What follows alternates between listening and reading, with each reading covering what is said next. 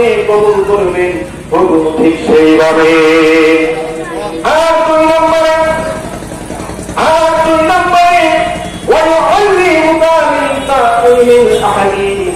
তিনি তোমাকে শিক্ষা দিবেন স্বপ্নের ব্যাখ্যা। আল্লাহ রাব্বুল আলামিন তোমার সিনার ভিতরে এমন ইলম দান করবেন, পৃথিবীর যত মানুষ যত জটিল এবং কঠিন স্বপ্ন দেখবে তুমি তার স্বপ্নের ব্যাখ্যা করে দিতে পারবে। আর তিন নম্বর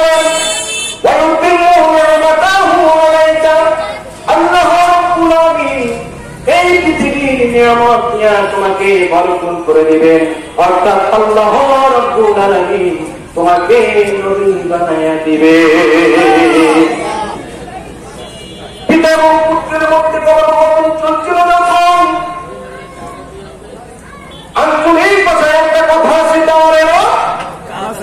দেওয়ালের কাছে পিতা এবং পুত্রের মধ্যে কথোপকথন চলছিল যখন দেওয়ালের আড়াল হতে ইউসুফ আলাইহিস সালামের মেজো ভাইয়ের স্ত্রীর সম্পর্কে মেজো ভাবি দেওয়ালের আড়াল হতে এই গল্প শুনল তখন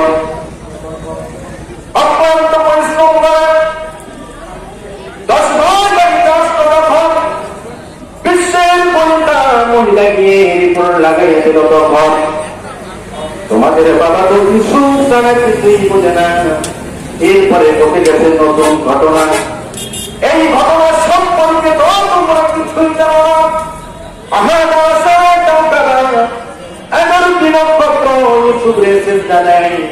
ইউসুফ বাদে কিন্তু তোমরা 11 ভাই, সুতরাং সামনের যে দিন আসতেছে তোমাদের রক্ষা নাই। ইউসুফ এটা হবে আর তোমাদের কর্মী হয়ে থাকতে হবে। এই রিপোর্ট শেষ করো যখন ইউসুফ আলাইহিস সালামের 10 ভাই আল্লাহর পয়গম্বর ইউসুফ আলাইহিস সালামের বিরুদ্ধে চক্রান্ত করার জন্য মিটিং এর আহ্বান ডাকলো তখন কেউ যদি কারো বিরুদ্ধে যদি কোনো সিদ্ধান্ত নিতে হয় তাহলে তার পিছনের ইতিহাসটাই একটু বানাইয়া দেখতে হয়। ভাইরা বলল দেখো ইউসুফ এই দেশের স্বাধীনতার সময় কোন রকমের বিরোধিতা করেছিল কিনা, না সেখানে ইউসুফের নাম পাওয়া যায় না। দেশের কোন বাড়িতে ইউসুফ আগুন দিয়েছিল কিনা, না সেখানে ইউসুফের কোথাও নাম পাওয়া যায় না। দেশের কোথায় ইউসুফের বিরুদ্ধে কোন মামলা আছে কিনা, না সেখানে ইউসুফের বিরুদ্ধে কোন মামলা নাই। রঙের বদলে যারা পাশ ঢুকায় দেখো তো সেইখানে ইউসুফের নাম পাওয়া যায় কিনা, না সেখানে ইউসুফের নাম পাওয়া যায় না। ভাইরা বলল তাহলে তো পূর্ণ চরিত্রবান বাইকের বিরুদ্ধে আমরা কেন চক্রান্ত করি ষড়যন্ত্র করি। বাইরে বলল দেখো ইউসুফ তো সত্যম না ঠিক আছে, ইউসুফ যুদ্ধ অপরাধীও না ঠিক আছে, ইউসুফ রাষ্ট্রপ্রিয় না ঠিক আছে, ইউসুফ সংযুক্তকারীও না ঠিক আছে, ইউসুফ দেশদ্রোহী নয় ঠিক আছে, ইউসুফ গর্বিতবাদী নয় ঠিক আছে, কিন্তু ইউসুফের একটা বড় দোষ আছে। বাইরে বলল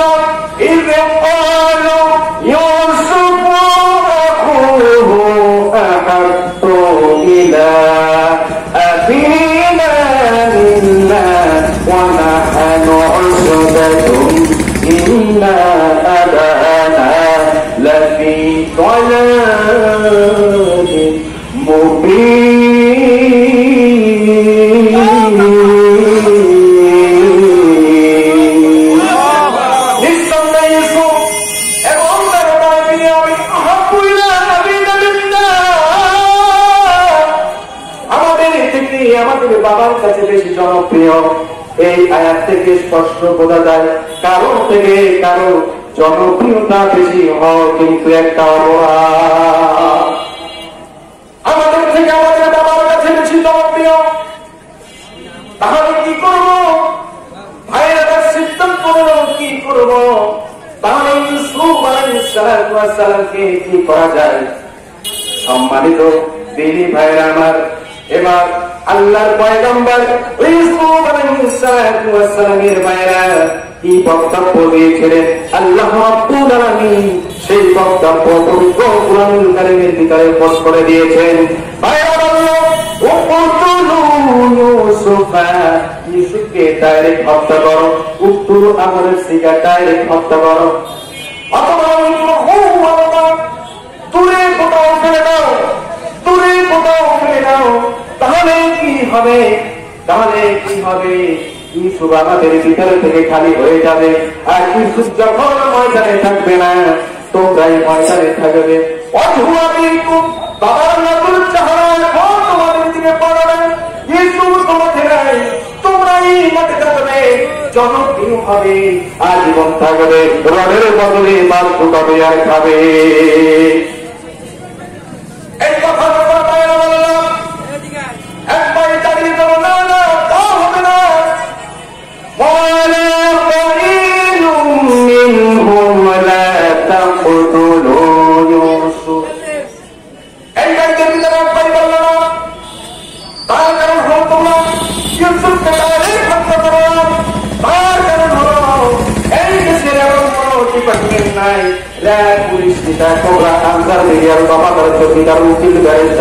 এমন কোন ডিপার্টমেন্ট নাই সেই ডিপার্টমেন্টের ভিতরে ইউসুফ এবং তার শরীর ভক্ত নাই। সুতরাং তারা যখন জানবেন যে তোমরা তাকে চক্রান্ত করে হত্যা করেছ, এই জমিন থেকে পালানো তো দূরের কথা, এক পা সোজা হয়ে তারা দেবে না, বরং তোমরা কি করো? যুক্তি তোমরা ইউসুফকে ধরে কোথাও দূরে কবির কূপের মধ্যে ফেলে দাও। ইউসুফ ওখানে পড়ে না, ইউসুফ ওখানে পড়ে না, বিদেশি যাত্রী দল যাবে আর ইউসুফকে তুলে নিয়ে যাবে, আমরা মারবো না, ইউসুফ আমাদের ভিতর থেকে খালি হয়ে যাবে।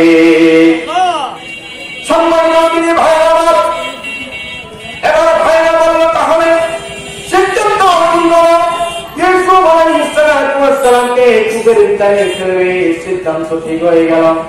এবার ইউসুফ কোথায়? বাবাকে পাই, ইউসুফ সেখানে, বাবা তো পয়গম্বর, বেয়াদবি করা যাবে না, বাবা তো পয়গম্বর, বেয়াদবি করা যাবে না। এখন বাবার অভিযোগ ইউসুফ আলাইহিস সালাম, এখন ইউসুফকে যদি আমাদের অধীনে আনতে হয়, তাহলে বাবার সাথে একটা সংলাপের আয়োজন করতে হয়। কি করতে হয় বলেন? সংলাপের একটা আয়োজন করতে হয়। এই সংলাপের মূল এজেন্ডা হচ্ছে ইউসুফ আলাইহিস সালামের ভাইয়েরা সেই দিন বাবা ইউসুফ আলাইহিস সালামের সামনে কি বক্তব্য দিয়েছিলেন, সেই বক্তব্য আমার আল্লাহ রাব্বুল আলামিন কোট করে দিয়েছে। ইউসুফ আলাইহিস সালামের ভাইয়েরা বললেন,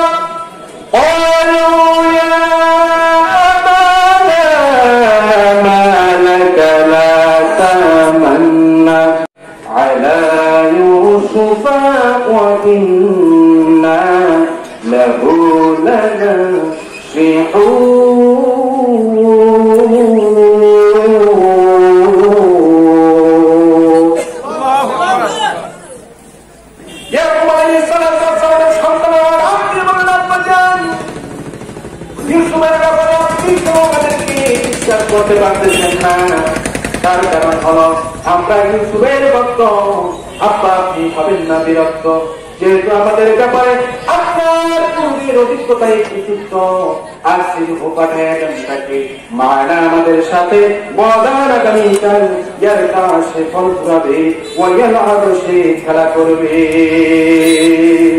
ওয়াইন্না লাহু লাহাফিজুন,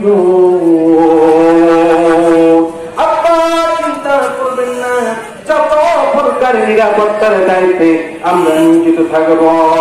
এই কথা শোনা মাত্র আল্লাহর পয়গম্বর ইয়াকুব আলাইহিস সালাম তার সন্তানদেরকে সেই দিন কি বক্তব্য দিয়েছিলেন, আমার আল্লাহ রাব্বুল আলামিন সেই বক্তব্য কোট করে দিয়েছেন।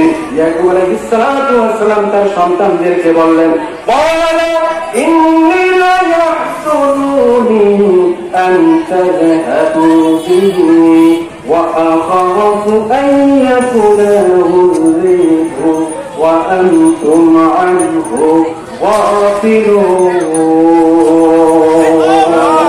তোমরা যদি তাকে নিয়ে যাও, আমি প্রচন্ড চিন্তা করতে হবে। শুধু তাই নয়, শুধু তাই নয়, পুরা বুঝতে তোমরা তাকে নিয়ে যাবে তখন, আর তাকে খেয়ে ফেলবে তখন, আর তোমরা তার বিষয়ে অমনোযোগী হয়ে যাবে। সুতরাং আমি তোমাদের কাছে ইউসুফকে দেওয়া সঠিক সিদ্ধান্ত মনে করছি না।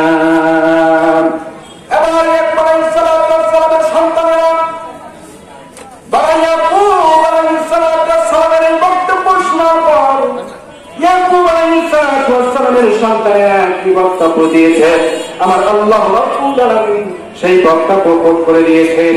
ক্বালু লাইন আকালাহু যিবু ওয়া নাহনু উসবা ইন্না ইযাল খাসিরুন।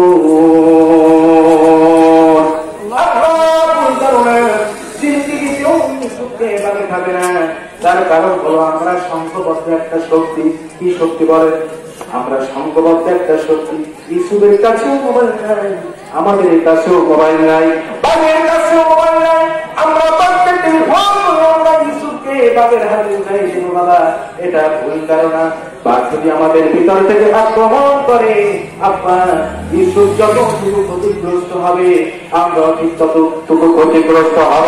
এমন চুক্তি করবো বাবা ইয়াকুব আলাইহিসসালামের সামনে সন্তানেরা তুলে ধরেছে। বাবা নিশ্চিত করা যায় জানার পর সংলাপ মেনে নিলেন।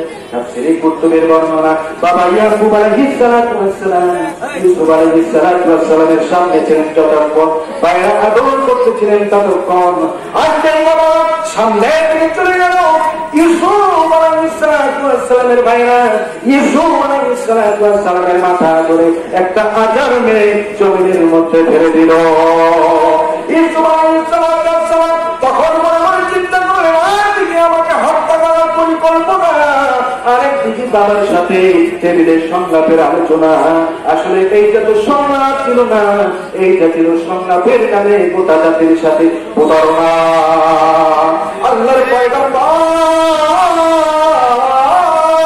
ইউসুফ আলাইহিসসালাম তখন লাগি বলে, ভাই তোমরা না আমার আপন ভাই, তোমাদের করে যাইবে কিন্তু মাত্র আমার জন্য জায়গা নাই। আমি ছোট্ট ছিলাম যখন পথ হারিয়ে বাড়ির রাস্তায় গিয়েছিলাম, তখন একটা বন্য হাতি রাস্তা করে গিয়ে রাস্তায় এসে আমার উপরে পায়। যখন তার পা দিয়া আমি ইউসুফের মুখে পা দিলে, এমন সময় হাতি তার ছোট্ট চোখ দিয়া আমি ইউসুফের দিকে নজর করে তাকায়, আর হাতির পরিচয় পায়ে লেগে যায়। হাতি সে আমার মুখের উপরে পা দিয়ে হাতি তার শরীরটা দ্রুত কন্ট্রোল করে নেয়, এবং হাতি তার সুর দিয়া আমি ইউসুফকে আমার বাড়ির বারান্দা পর্যন্ত পৌঁছে দেয়।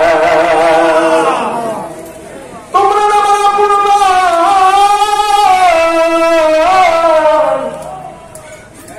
আমাকে দেখে একটা বন্য হাতি পরিচয় দয়া, তোরা না আমার আপন ভাই, তোদের পরিচয় কিন্তু মাত্র আমার জন্য দয়া